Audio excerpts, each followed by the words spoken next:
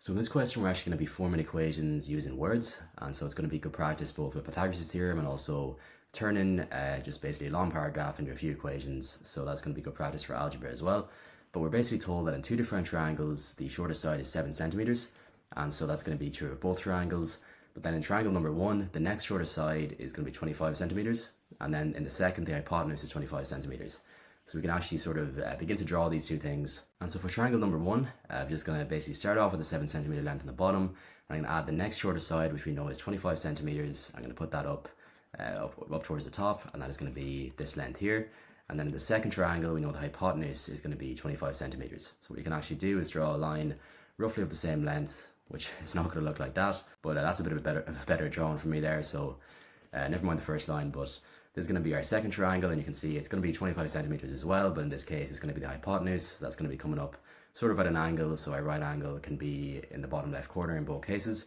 And then in our first triangle, we're just going to close it off. So these are two triangles, slightly different versions of right angle triangles, and we can actually label where our right angle is.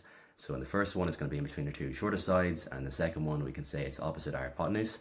And basically what we're looking for in this question is actually the length of the other two sides. So we can call our first unknown length x, so that's going to be the hypotenuse of our first triangle, and then the second unknown length is going to be y, so that's going to be the one in our second triangle. And so in our first triangle, we have a very familiar case, which is going to be just basically finding the hypotenuse using the smaller two sides. So we're going to have x squared, which is the hypotenuse squared, being equal to 25 squared plus 7 squared. So these are our smaller two sides. That's going to be case number 1.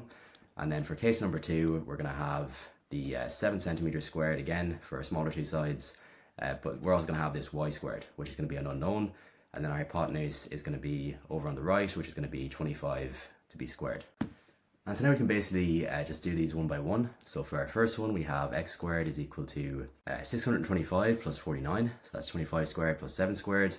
And that is going to be equal to 674. And we can just express x as the square root of 674. And then for our second triangle, we have once again 49.